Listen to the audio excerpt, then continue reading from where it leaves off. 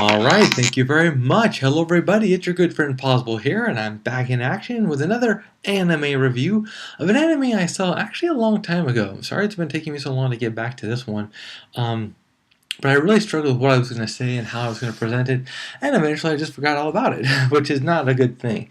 But the review I'm doing today is of Book of Bantarro, and that was a very interesting story. It took a little bit to get into.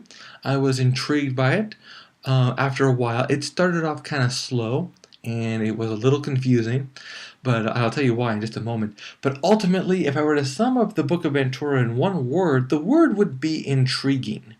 You know, there's something very intriguing about this story because it was able to hold my interest and keep me going despite its over-the-top powers and special effects and stuff like that.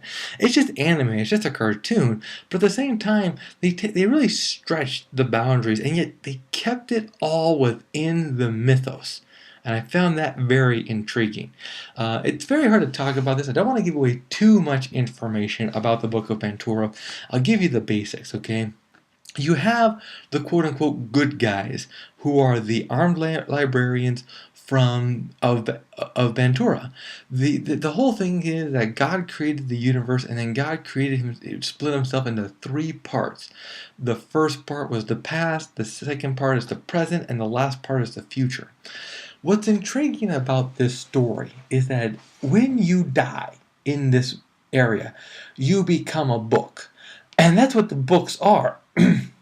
The books are the people's lives, and you can learn everything about a person just by touching their book. You can re-experience their life. Now, I take that back. I don't know if it's re-experience, like re-watch it, you know, like a rerun. You can put in a DVD and watch the show, and here you can watch a person's memories and stuff from that time period.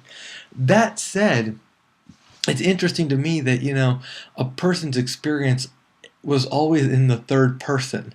It was never a first person view. Like this one girl picks up a book and she touches one section of it, and it's an earlier chapter, and she remembers her love, you know, when she was young and she was in love.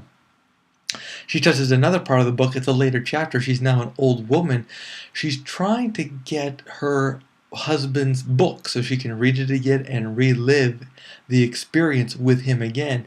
And Matt, that's the guy in the bowler hat, he is a young armed librarian at the time. They all have specific powers. For example, Matt, the guy in the bowler hat again, he can shoot better than anybody you can imagine. He has perfect aim. That said, he can also know what's going to happen 2 seconds before it happens.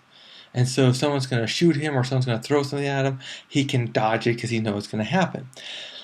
The acting director, the leader, is the hot lady in the black hair, straight ahead, who reminds me of a friend of mine, actually. Somebody I haven't seen in a long time. But she reminds me of her. I guess that's why I kept watching. She's the current acting director.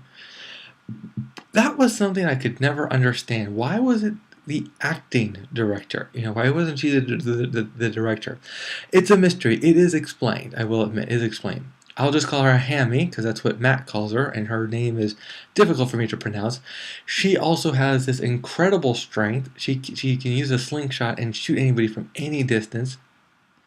She can throw out these webs and read people's minds and know where people are as long as they're within her webs. And it's very hard to get away from those webs if she ever gets inside.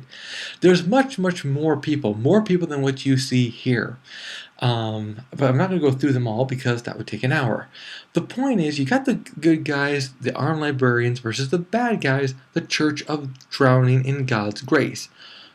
Simply put, the Church of Drowning.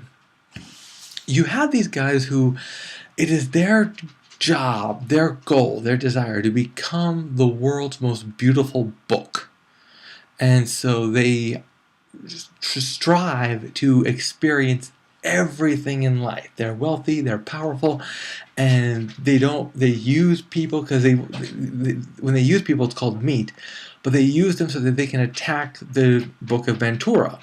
I never truly understood why there was this huge battle between them. I understood it at the end, but that's the part you'll have to watch, you know. So you have the good guys, you got the bad guys, and you have a lot of stories. Now each, like, four episodes is one story, 3-step episodes is another story, and then the next is the next, then finally they start to put it all together again. So see this like a puzzle. It starts out, they start laying out the pieces, and at first they do appear separated. They appear like they're not connected at all.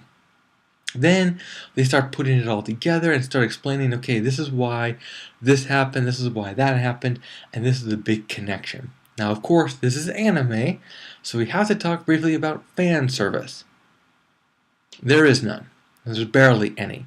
You know, as you can tell, Hammy has some pretty large assets in the front. The girl behind her is very sexy. She's got these short shorts and everything. She's one of my favorite characters. That one, she was like the comic relief in a way. But yeah, there's no fan service, so that's okay. The story totally carries it. The action carries it. Like I said, it is very slow to start. Like, I almost didn't want to get into it. Very complicated, extremely complex, you know, because I'm not used to having these people with all these powers and all these bizarre nature where people become books and they take them out, and what happens is the book cracks and everyone's going after books and stuff like that. There's illegal book trade. Very detailed world, though. Whoever came up with this, they definitely knew how to create this world so that everything was very intact. You almost worried because the powers got a little extreme, and that's the hardest part I had with the ending.